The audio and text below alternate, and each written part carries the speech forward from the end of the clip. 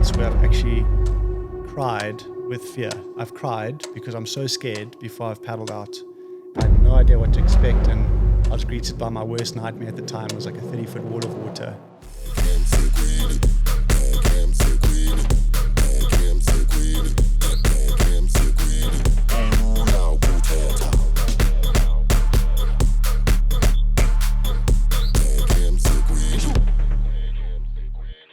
Ladies and gentlemen, welcome back to another episode of the Catch Up Podcast, baby. I'm super excited to be here. I'm your host today, Blake the Champ, joined by Jay Smooth, aka Jared Smith. And before we get the party started today, we just want to say a special shout out to Crocs, our sponsors, for making the show possible, for introducing us to so many incredible people. And then also a big shout out to Rode, of course. I wish you guys could hear what I'm hearing right now. Crispy clear.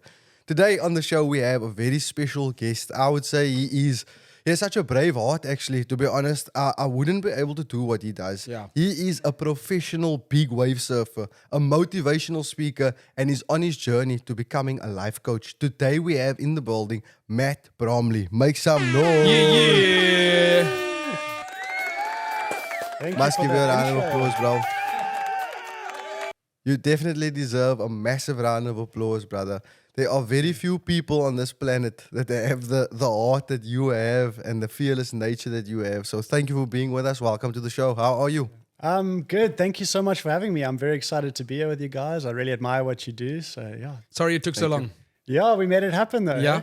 we eventually got there. I live in Komaki. You guys in northern suburbs. We make it Takes a happen. whole day to get you. But we got you here now. And also your time, as being a professional athlete and doing what you do. I think everybody is really caught up in their career and what they have to do. And so just thank you for your time. Thank you for coming through and sharing your story with us. Can we jump straight into it? I want to know. I love this question. When did it start for you that you knew you wanted to surf, that you fell in love with surfing? I mean, everybody that learns to surf, or most people that learn to surf, fall in love with it. But very few people take it on as a professional career, have the guts to do it, they have the bravery to do it. When did it start for you? How old were you? You tell us the story. My dad has been surfing for 60 years. So he got me into it at the age of 6. At that time, we lived in Newlands, quite far away from the beach. We'd go every second weekend. Then when I was 12, we moved to Komaki, to a house on the beach. It was the dream setup. And there's a really fun wave there in the corner called Long Beach, and I would surf there every day. And then right from the balcony of our house, we could look out to Sunset Reef, which is one of the best big waves in the world. And I'd come home from school, I'd see these guys. Actually, my godfather, Glenn, he was one of the guys. They were towing into these waves that were probably 4 stories, 5 stories, 6 stories high, huge waves. And I didn't actually think I would do that one day, but I had the vision in front of me. Yeah. So that was pretty cool, yeah. Crazy. So that's what sparked the idea and the dream from a young age. Yeah. You saw firsthand who was maybe the best of the best at the time, who were the guys that were doing it. And that made it possible for you to learn from the very best. Like you said, Glenn is your godfather. Yeah. And they obviously then became your mentors and your coaches as you were getting older. And then how would you cross over from that young age, just maybe dabbling a bit, starting with surfing? How do you cross over to like start competing and taking it serious and training and things like that? Yeah, I got sponsored by Billabong when I was 12. Oh, wow. And Monster when I was 16. I got straight into the competition scene. I used to be a provincial swimmer, so that gave me a really good foundation for surfing because I was very strong in the water. And my dad would always, he was so supportive, and my mom as well. My mom would film me whenever I surfed, and my dad would take me to all the competitions every weekend, and was really cool because I enjoyed the contest scene, but I felt like my passion was kind of lying somewhere else. I did well. I won a few SA champs, and I managed to captain the South African team to go to World Games. But then, around the age 15, 16, 17, I started to feel like my passion lay elsewhere. And I really enjoyed it. My dad was surfing slightly bigger waves while I was growing up, and he would take me out to the outer reefs and the deeper water waves. And I would supposed to be sitting in the channel, and next thing I'd end up in the lineup, and next thing I was catching a wave. Yeah. So I felt like I had this little in with my dad, and when the waves got bigger, I always did better in the competitions. And then I started to move away from the competition scene around 16, 17 to start getting into proper big waves. And I had a really profound experience at Dungeons. Can I talk about that? Go for it, yeah. Okay, yeah. So Dungeons is That's in Cape Town, correct? yes, it's across the bay from Komaki. It's off Hout Bay. Okay. And it is the most terrifying setup, one of the most terrifying in the whole world. It's feared by big wave surfers around the world. Wow. It breaks out in the deep off Seal Island. There's big sharks out there for sure. And the area where you can catch a wave is like the size of 2 rugby fields. So most big wave spots are very concentrated because when you're paddling into the waves, you need to be able to paddle fast enough to get to the peak wherever it comes because it's random and it's different all the time. But this area, you get waves sometimes up to 60 feet at Dungeons. Sure. And one can be 200 meters that way, another one 100 meters that way. So you're constantly on the edge of your seat. The wave itself is very unpredictable. And I'd heard a bit about Dungeons and I thought, I hadn't had much experience in big waves. And I thought, okay, let's give this a crack. Like I heard it was going to be breaking. There was a big storm coming. I borrowed a board that was 10 foot long. So you need a big board because those big waves are moving so fast through the ocean. This 10-foot board was like, wow, this thing feels more like a boat than a surfboard. I borrowed a leash that was 15 foot long, so that attaches to your ankle to the board. It felt more like a rope, and it just felt very unfamiliar. But I was young, and thought that my surfing ability would carry me, you know. Yeah. So the day arrived, the waves were on, and I remember jumping on a boat in the Hout Bay Harbour. We went out around the big Sentinel Mountain, out into the deep, off Seal Island. And I just jumped in and I joined the pack of surfers out there. And previously, I'd probably surfed in waves up to maybe 15 foot high. Suddenly, the horizon started to break and a massive set of waves was coming. And I just felt this deep fear churning like I'd never felt before. Sure. And I thought to myself, am I in danger? Am I safe? I had no idea what to expect. And I was greeted by my worst nightmare at the time. It was like a 30-foot wall of water. And it about to crash on my head. And I just spiraled out of control in panic. I was praying. I was trying to breathe. Nothing was working. I dived off my board and I just got through the wave. Came up and I was regathering my board. I looked around and there was an even bigger wave behind it.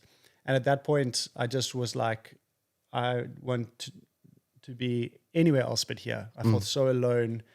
Because when you're out there in the ocean, I mean, there's guys on jet skis doing water safety, but when you getting those huge waves on the head, it's just you and the ocean, and it's so much more powerful than what you can ever imagine. And I thought I'm gonna die.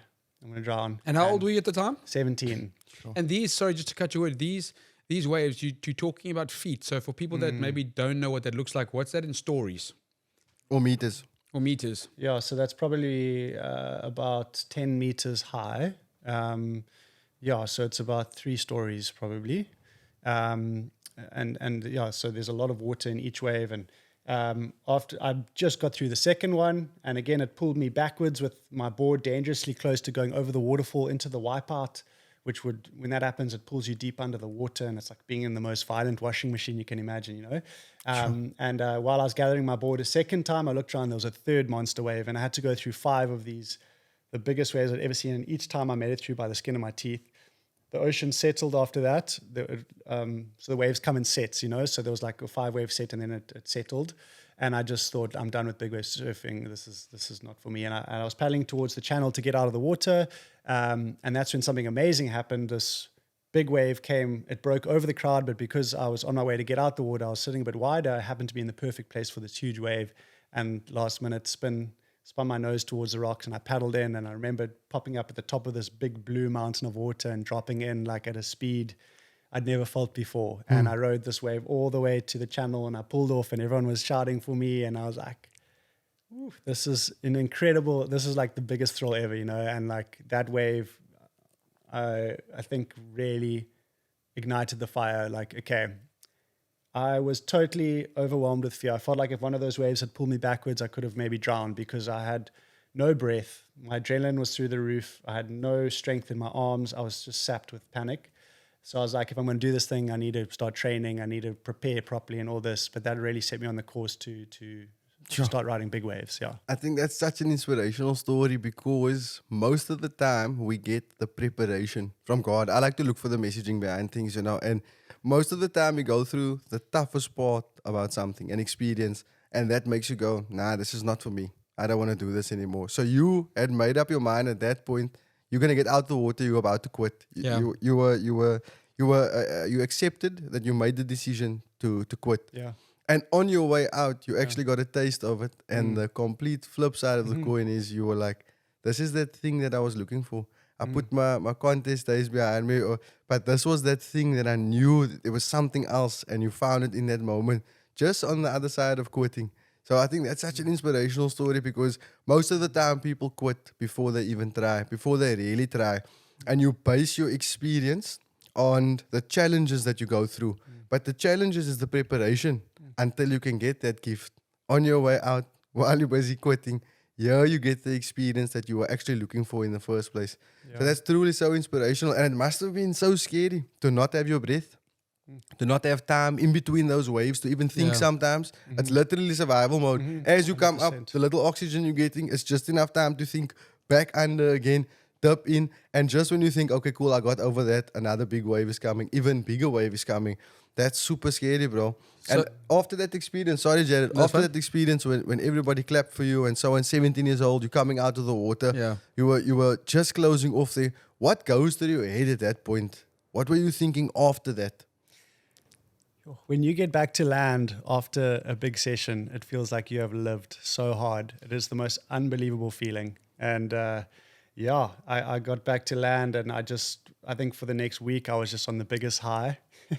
And then everything settled, and then I started to think rationally again. I'm like, okay, as I mentioned, like I never thought of, I used to train inconsistently, but I never thought of focusing my efforts to big waves, like the equipment, studying swells and storms.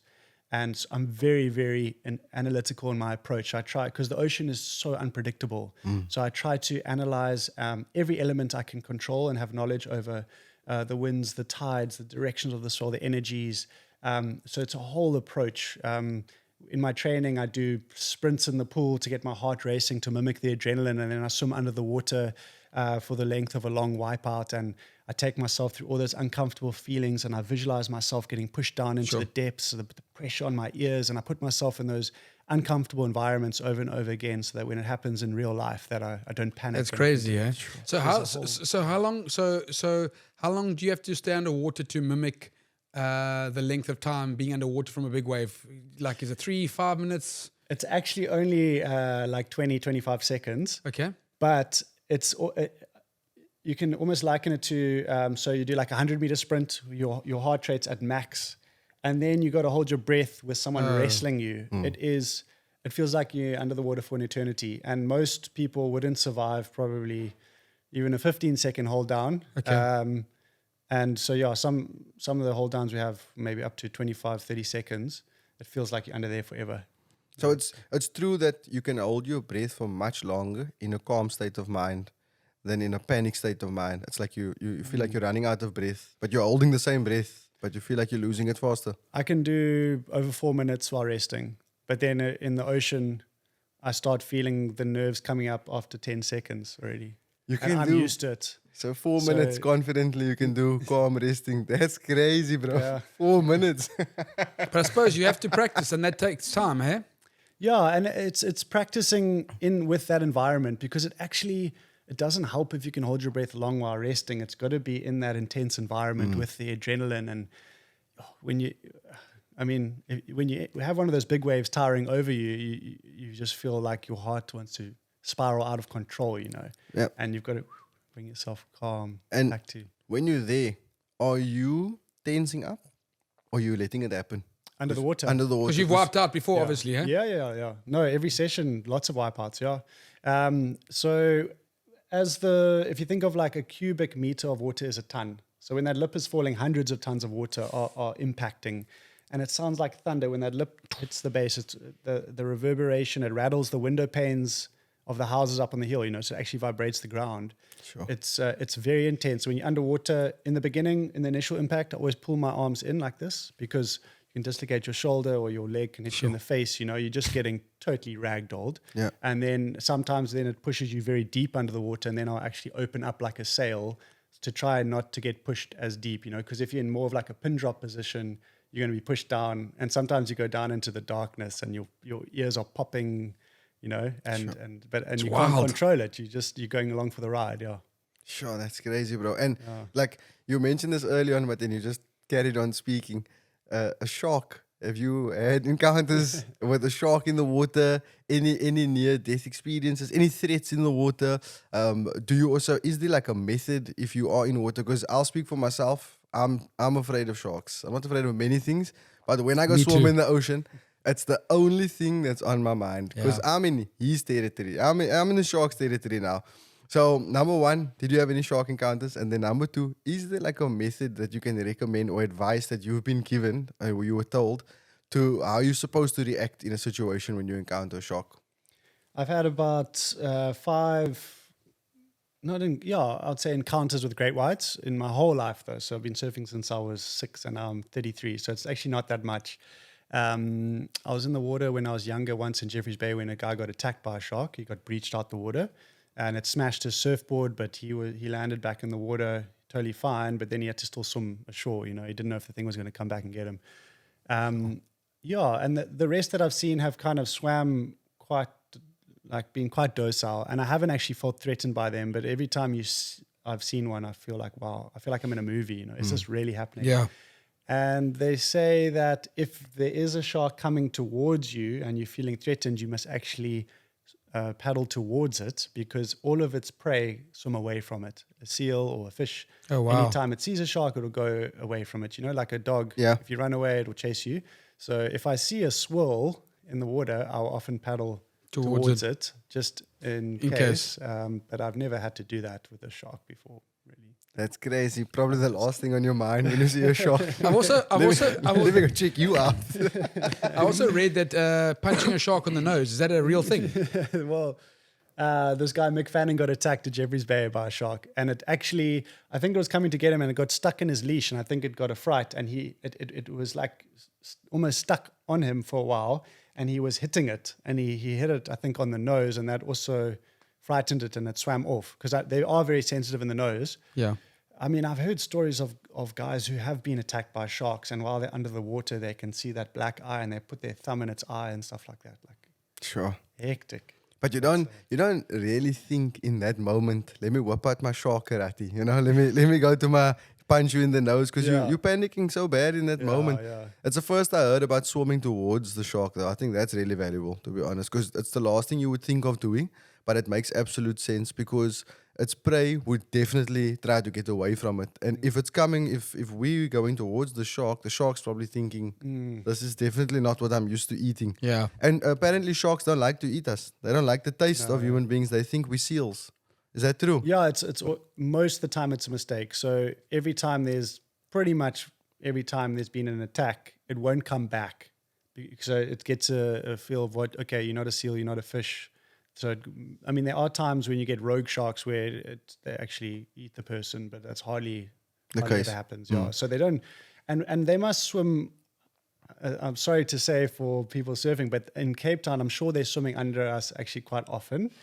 And the amount of times you actually see them and the amount of times it's actually an attack it's minuscule compared so to. They don't want anything to do with you. They're just curious. It's all these movies and things like that that have planted the fear in us. Shame. I watched this one thing, I don't know if you guys have ever heard about it, but there's this new thing they're doing in Australia where they put a zebra print under the surfboard, and apparently that pattern, the sharks will know immediately that that's not their prey because they don't eat anything that has that print on it. So they're starting to make wetsuits out of it and putting it under surfboards. Have you heard about that before? I have, and I think they're also trying to maybe mimic sea snakes because they're poisonous, so they have the stripes. And obviously the sharks, any animal knows a sea snake is very poisonous, whatever, they stay away. But yeah, it's...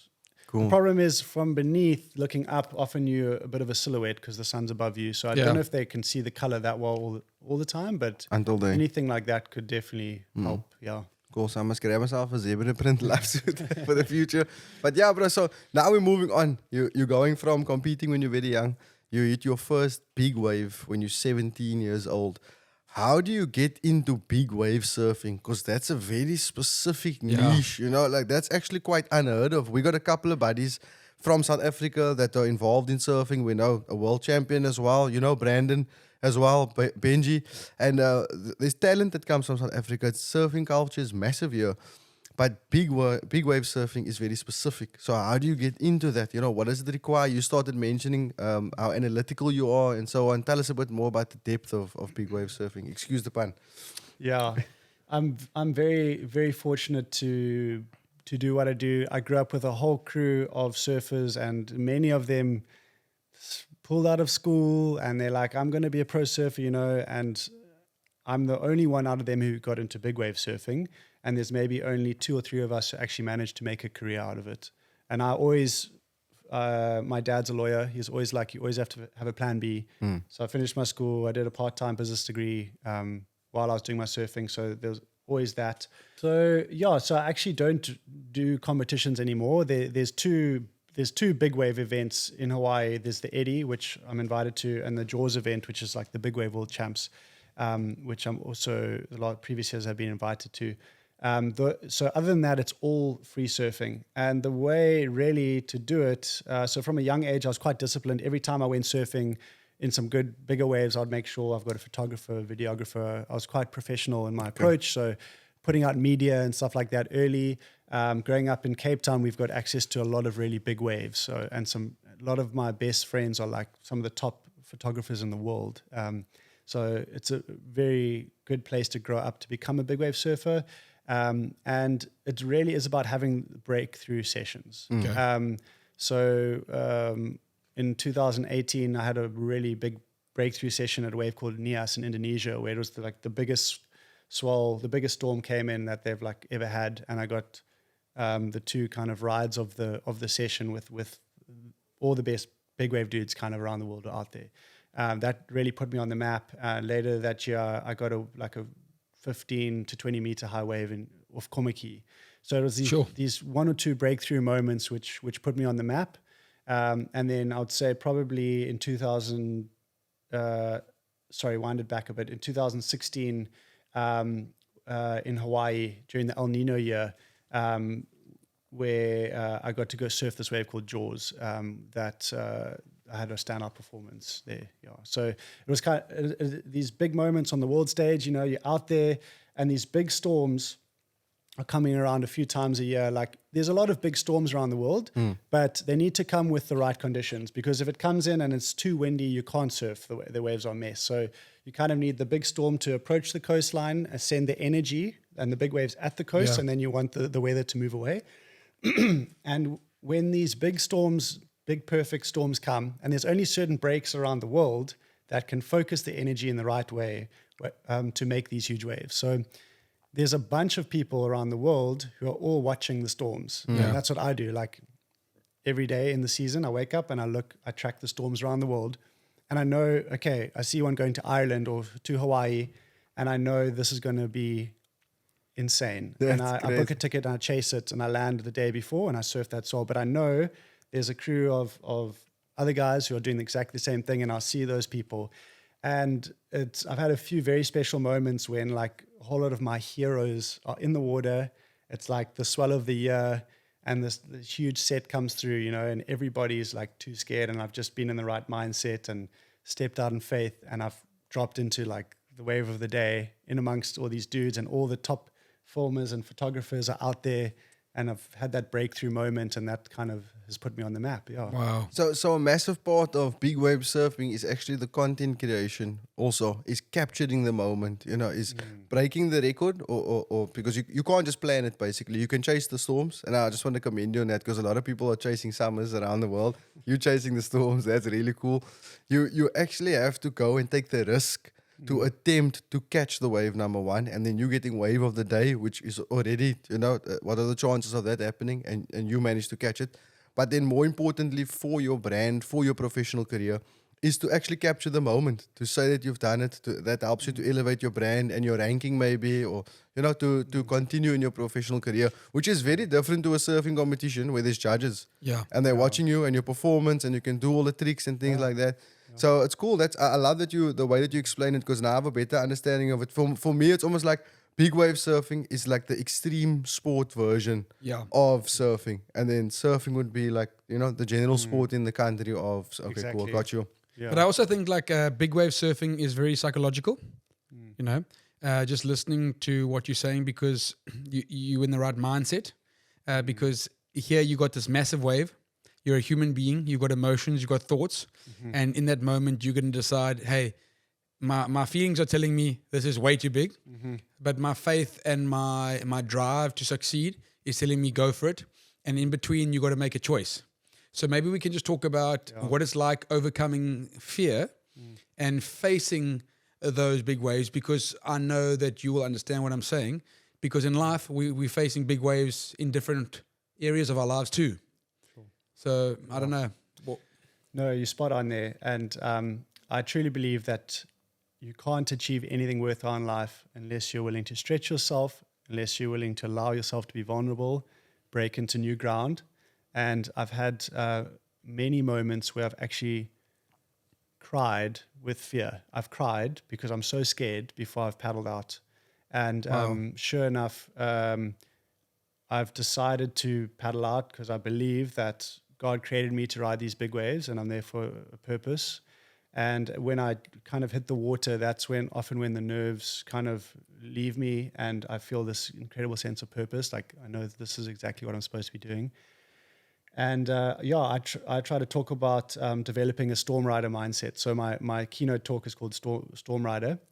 And I'm a naturally actually risk-averse person. Like if you speak to my wife, she's like, what does your favorite day look like? I'm like, I just want to potter around with my kids in the garden, you know? Yeah. Like I love that, you know? So it takes a lot for me to get out of my comfort zone, but I know that that's where the growth happens. And that's where I've had my most fulfilling moments, on the other side of my fear. So it was like when I surfed dungeons that time, when I faced my fear in that moment and I caught that wave, a whole new life was open to me. And that's what I continue to choose doing, even though I don't like it often. It's very uncomfortable. I continue to keep facing my fear because I know on the other side is where I have those breakthrough moments. And I often ask people, what does it look like in your life to leave the comforts of the land and to paddle out? Because a lot of people are not doing that, you know? Yeah. You've got, whatever that looks like in your life, you've got your big waves out there to ride, you know, to live a full life. And a lot of people, unfortunately, and often I do too, I get stuck on the land and the comforts. Stay on shore. Yeah. Stay on the shore. Yeah. But it's a good question to keep asking yourself, where do I need to paddle out in my life? I think you are the perfect example of somebody who understands their calling. Like you said, you understand that when you're paddling out, you're crying with fear, but it doesn't mean you stop paddling because you understand your calling. And even your personality, you know yourself. You'd rather chill at home with your kids. You'd rather be in a safe space, a comfortable space, have a good time. For you, that's a typical great day. But yet you don't allow your personality to get in the way of your calling. So you're willing to cry through the fear, but it's not going to stop you from what you were born to do. And that gives me goosebumps even just saying it, bro, because like you're saying, there's so many people in the world that have a calling, but they're in denial about it because they're just so comfortable or they're so stuck in their personality or... Fear's gripping them. I'm an introvert, so I can't ever speak publicly. Yeah. I mean, sometimes you just got to do what you got to do, man. And it's going to contribute towards your calling in life and what you're purposeful for and so on. And that's when you really start to love at the end of the day. It's the balance between the two, because when you're out there after you've done your thing, you hit a lekker big wave, you just cried out of fear, but you accomplished it. When you go back and you chill with your kids at home, you enjoy that moment so much more, knowing where you come from and what you just... So much more, bro, the balance of it. And something that was very encouraging for me, because growing up, I thought that the guys who were doing this were like superheroes, you know, like they had either they have a screw loose and they're crazy, or they are superheroes, you know, they don't feel fear, both. you know, or both probably. But as I went along that big wave journey, I just started to see, everybody is getting scared doing this thing, and they're just choosing to face their fear over and over again. Some guys, they don't like to show that they're scared, but I can see that they're scared. They're saying weird things, and I'm like, often I'll be on the rocks before I paddle out. I always have like a big prayer, like before I go out, and I'll see some dude shivering over there, and I'll be like, hey, do you want to pray with me? And they're like, yes, please. Yeah. So everybody cool. gets scared, which is such a nice thing to know, that if you're feeling that fear, even if it's crippling, you're not alone, you know? Yeah. And you never stop getting scared. You never stop having that anxiety. They always ask us when you reach a certain level in your dancing, like, do you get nervous still before you go do a show? And I say, yes, I get nervous. Every time I must go speak publicly, even I get nervous. But I've learned that the nerves are actually a good thing because it gives you the fuel that you need to get yourself through whatever you need to get through right now. Without that, I wouldn't have the energy that I need so I can bring my best and try my best and be focused, because that nerves turns into a real focused, concentrated mindset, and you need to be very present for what you're about to do. So that's really cool. Sure. You mentioned one of the big waves that you surfed earlier. I wanted to ask you about Mavericks, because I watch a lot of surfing and so on, and that's a name that pops up quite a bit. I watch Koa Smith, I told you as well. So what's Mavericks? Why is that such a big deal? Why is it in all the movies? And yeah. Yo, Mavericks is a very big, scary wave. So you have, just to kind of break it down a bit, you have Nazaré in Portugal, which delivers the tallest waves in the world. Okay.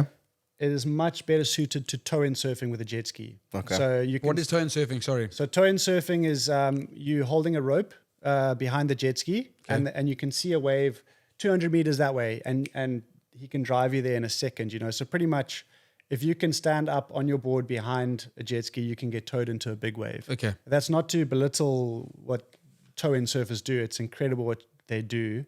And I do a bit of toe-in surfing when the conditions are not paddleable. But yeah, when Nazaré gets 60 to 80 feet, like the world record is 84 feet, which is like over 25 meters high. If that wave lands on you, you're going to know about it, you know? So Nazaré is a bit better suited to toe-in surfing because of how shifty it is. Okay. Jaws is the best big wave paddle-in spot in the world. The reef shapes the wave in a way that is more predictable. And when you're paddling in, you're only using your own two arms to catch the wave. So if you're sitting too far out to sea, you're safe, you're off the reef, the wave's not going to break on you, but you can't catch the waves. Okay. If you're sitting too close in, the waves are going to crash on you. So there's a fine area, and often the horizon goes dark and there's a huge set coming. Your fear is telling you to paddle for the horizon, but if you want to catch that wave, you often have to stand your ground. And then the wave towers over you, and then there's that mindset thing. You have a split second to decide yes or no. And most of the time, my gut is telling me no, it's too scary, and then I've got to override that, you know. Sure. And so Jaws is the best big wave paddle-in the world spot, and then Mavericks is also up there.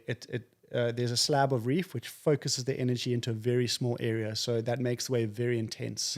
It's called we call it a slab, because all of this huge amount of energy comes in, and it focuses into a very small area. So if you're in that, it's very intense. And I've had my longest wipeouts at Mavericks. So twice I've taken off on a wave there, and it's been too steep for me to make it to the bottom. And I had to free fall from the top and drop like 20, 30 feet through the air, pin drop, then up and over in the vortex, and then sent down.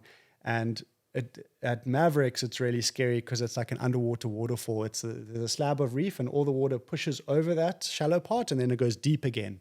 So the water surges over there, and then you get this underwater waterfall effect. And so it pushes you really deep under the water. And I've been planted on the bottom in that deep spot. Feels like the weight of the whole ocean is on top of me, pushing me down, and I'm just standing on the reef. And we also use an inflation vest. So it's the same as the life vest you have on the airplane, where you can pull a cartridge. You pull a tag, and it punctures a cartridge, and it inflates you with air. So that will bring you up quicker. Awesome. But at places like Mavericks, often you'll pull the thing and you just don't even move, you know, and you just have to wait until the wave releases you. So Mavericks is up there with Jaws, and in the biggest swells, the waves get 70 foot high plus. They get huge. And you can actually surf the same storm that you surf at Jaws. It goes, because the storms travel from west to east. So it first travels across the Pacific and it hits Jaws. You can surf the swell there. Then you can jump on the red-eye flight, fly over the swell, land in San Francisco, and you can surf the same swell the next day because it travels across the ocean. But you go from surfing in board shorts in Hawaii to freezing cold San Francisco, big sharks, dark brown water, and the waves just feel like a little bit more evil there, you know, because it's just like the water's thicker and darker and colder, and it's a terrifying place. Must be hard on the body, Yeah. no? Hard on the body. Not only the change in the temperature, the climate, and all of that, but also the traveling, because you're on a plane and you're here and you're there, and now you're in Time the water, zones. and that must be hardcore on the body as well. Taxing, you know, to be out there all day on the waves, things like that. So that's crazy. The switch up is quite crazy. I was going to say that, like, you spoke about 2 wipeouts at Mavericks. Was that where your 2 scariest wipeouts were? I'd say so, Because yeah. I read that you were in hospital once as well. Yes. Maybe talk us. I was through just that. gonna ask about injuries now. Yeah, that's my next question. Yeah. Any crazy injuries? Any crazy moments? So my whole career, I was pretty unscathed until last year, September. I was in Mexico surfing this wave called Puerto Escondido. It's a beach break wave, but the waves also get very big there. And it goes from deep water to shallow water very quickly. So you have these huge waves that suddenly hit a shallow sandbar and they barrel. And I pulled into this big barrel, and the wave closed on me. And under the water, the nose of the board just hit me in the head, yeah. And I got 35 stitches in my head. And that was by far the most traumatic experience I've ever had in the ocean, because as I went under the water, I felt it hit me, and I was just in shock to start, and I felt my head, and I could feel my head flapping out here. Sorry for the gruesomeness. Crazy. And I just instantly checked myself, because the most dangerous thing you can have in surfing is if you get knocked out. Yeah. Because instantly, if you're knocked out, you're going to be taking in water, and people have to get to you very fast to resuscitate you, whatever. So I quickly while I was under the water, I did like a check. Well, first thing I did, I just said, God help me, you know, because I've got a family and stuff, you know, and with that impact, I knew this was really bad. And I did like a bit of a self-check, like I'm thinking clearly. I came up, I could see, I thought, okay, I'm not knocked out, which is the first check. And I had another huge wave coming, breaking on me, and I was just holding my head because I could feel it flapping like really badly. I had to dive under the next wave, and then another 2 after that. It's eventually the lifeguards launched their jet ski. It didn't turn on. They had an old ski, and I had to paddle. All the surfers came around me, and we paddled like half a kilometer down the beach to the safe zone, and a fishing boat came, picked me up. Jumped in the boat and I was bleeding everywhere, but it was full of fish as well between my feet. Sure. Shame. The fisherman offered me his t-shirt to put on, but it was like this fishy, manky t-shirt. I was like, I think I'm just going to keep holding my head. And then I got to the beach, and there was an ambulance waiting for me, and they rushed me off to hospital, and got 35 stitches. Damn. Have you done a big wave after that? Yes. Yeah, no, I was back in the water within 5 weeks after that, and then I ended up breaking 2 ribs. I had a bad stint end of last year, and that was also a very tough time for me, because my dream is to compete in the Jaws event. That's my biggest dream, which is the Jaws event is the Big Wave World Champs. That's the waiting period for that opened in the December, and this all happened in September, October. And I was trying to paddle on my board to start working, but my ribs were broken, and I'm like watching the swells. This is now already in December, you know, am I going to have to go and compete with broken ribs? And I was like willing to do it, you know, even though it wasn't advised. And unfortunately, the contest didn't end up happening because they didn't get the biggest swell that they were looking for. Since then, everything has been good, and I just keep trusting. That was also a very hard time for my family, because all they kind of heard was Matt's had a head injury, you know. He's fine, but he's had a head injury, but they're like thinking, is he? And you're not in the country, you're somewhere I'm else. in Mexico, yeah. And it was the best feeling ever. I came home, you know, in Cape Town International, the doors open. Yeah. And I've got this video of Benji, my kid, screaming and running towards me, and I've got this big bandage on, and hugging my family. That was very special. Probably the most traumatic thing for any athlete in the world, any professional sportsman or sportswoman, to go through an intense injury and have to come back from it. And you just about recovered from your head injury after getting the stitches, and then it's the ribs, you know, and it's hardcore for the mental game. Because now, just when you get your motivation back and you're hopeful and you're on this journey to go to the World Champs, which is your dream, and you're pushing and you're training and everything's going well, and the other ribs come, and now it throws you off, and you're like, you don't even know if it's going to happen, if it's possible anymore. And just that roller coaster of the psychology, it can be very draining and demotivating. but you're always back on your board again. You know, you're always pushing forward. And then just to talk about the world champs, when's the next one happening? The big, the big wave. So the two big competitions is the Jaws event and the Eddy. So I'm heading over to Hawaii now in December for the opening ceremony of the Eddy, which is in memory of this guy Eddie Aikau, who was like the first lifesaver in Hawaii and changed water sports in Hawaii pretty much. And he died on a rescue mission out in the ocean. So they have this ceremony every year to open up the season for the and then I'm one of, I think, 40 people invited to it. So it's men and women. And when they only call it on when the waves get over 40 foot. So Okay. I'm heading over there for that. That's just an invitational event. It's not the World Champs. The Jaws event is the World Champs. Unfortunately, this year, I don't know quite why, but it's been cancelled. And the last 3 years, I've been invited to it, and it hasn't happened.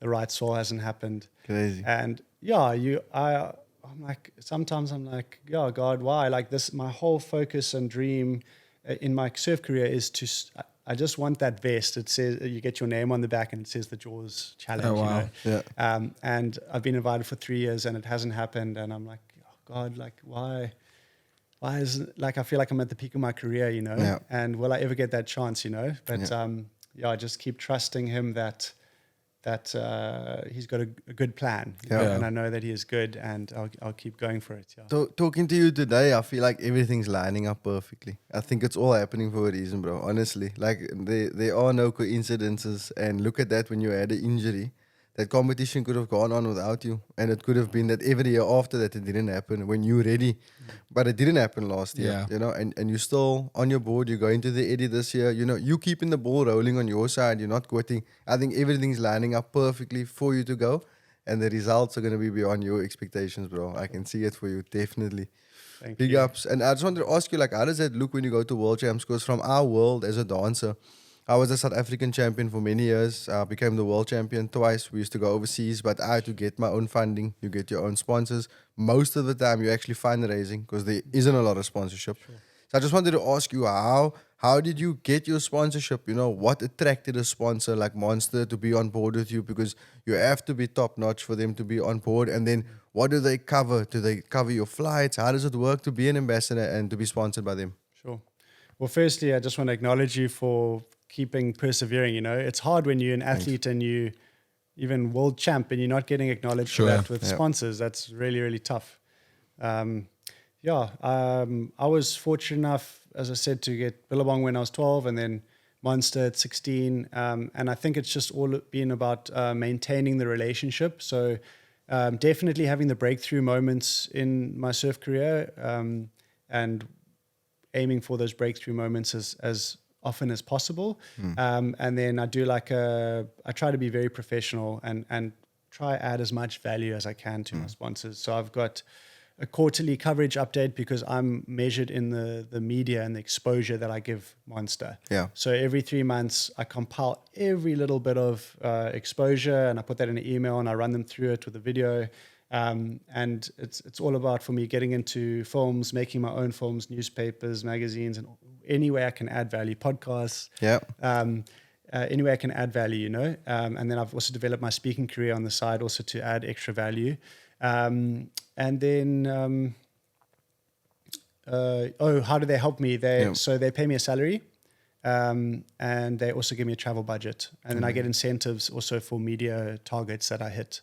Amazing. That's cool, huh? Amazing. Yeah, Respect, really bro. blessed. Big ups to them. That's not respect, bro. At the end of the day, the careers that we have, it's so unpredictable. And we lack the sustainable income of it because it's so unpredictable. But if you look at what we do, it's definitely a calling. You're chosen for it. It's something completely different. And to have that stability, to have that monthly income and a salary and so on, gives you peace of mind to focus on what you need to focus on. Yeah, So you can become that world champion, so you can represent, so you can be a motivational speaker and go talk to the kids out there and inspire the next Matt Bromley. And, it allows you to be your full self, your true self. So I really respect that. You were saying something now as well. I wanted to ask you about the traveling. How often in 1 year would you say that you're traveling? Because you're chasing storms. You said you're very analytical. You're doing your research. You're checking what's next. So in 1 year, how often do you end up traveling?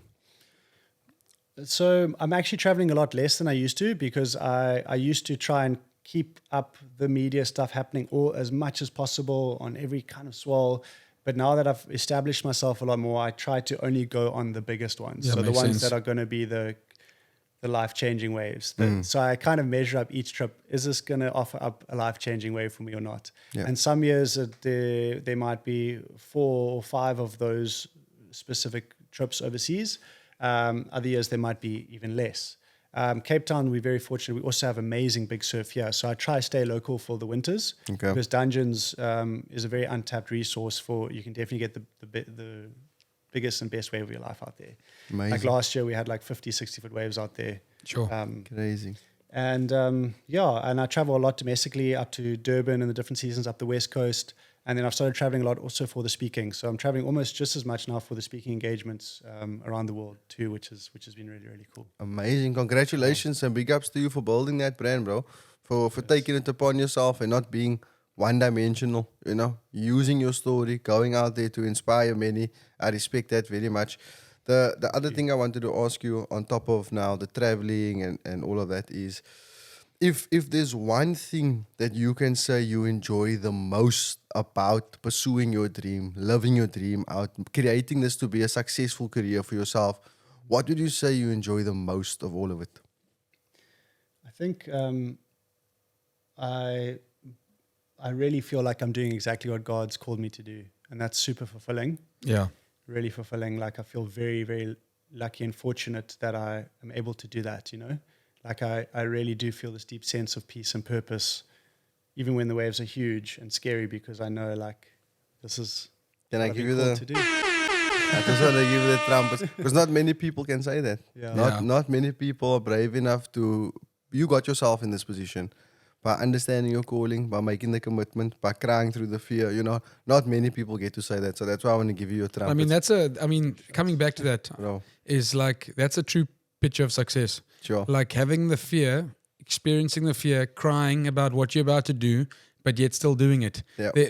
We speak about this a lot. We gotta feel our feelings, but we gotta force ourselves to do what we want to see in our futures in that moment. So it's going for it regardless, and it's not always easy. It takes practice. We speak to many different groups of people, not only at schools, we try to inspire as many people as possible and just have a lot of conversations. And a lot of people, when you ask them what success looks like, they'll be very, they'll define money or a destination of having a big house or a car and so on.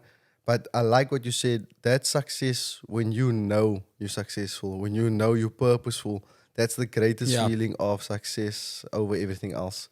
So big ups to you on that, bro. And I mean, you've accomplished a lot already. You kind of touched on this earlier, but I want you to say it yourself. Is there one dream, one goal that you still have in your future? We ask all our guests this one. Would it be the World Champs? Would it be Jaws? Is that the number one prize at the moment? What is Matt Bromley still looking forward to in his life?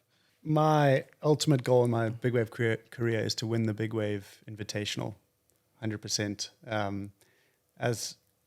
In a way, I feel like this outsider when every time I go there and I'm looking at these dudes who are like my heroes and I get to surf with them, and I feel like I have the ability to do it and the mindset and my faith, and I feel like I can go and compete with those guys at the highest level, and to be out there at Jaws in massive waves, and if I could win that event, that would definitely be my life goal. And then I've also I really want to get like a 50-foot barrel on a wave.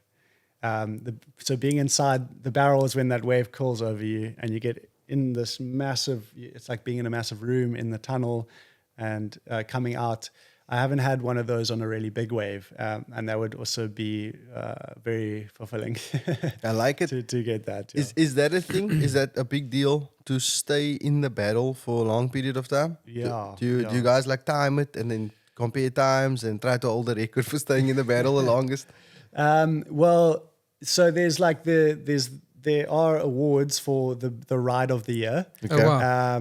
So you used to be able to win $100,000 for the ride of the year, and that's since been taken away, That's unfortunately. But there's a new thing coming up, and that's it over there. But I think, it's not really the length of time does make a difference, but when you're in the barrel, time slows down. It is because it's the most intense environment you can be in. You're fully engulfed by water and by nature. And if there's tons of water on either side of you and it's raging and violent and you in this peaceful, no, it's not peaceful, but you are unscathed on your surfboard, you're riding through it. It's almost like going behind a massive waterfall, but everything is moving, you know? So the feeling and the sensations you get are just unbelievable. And yeah, you can see it when somebody gets like a really good wave and they come out, they can't control their body. They're just so overwhelmed with excitement. Crazy. A massive part of what you do requires you to film great content and have a good team with you when you're doing your thing.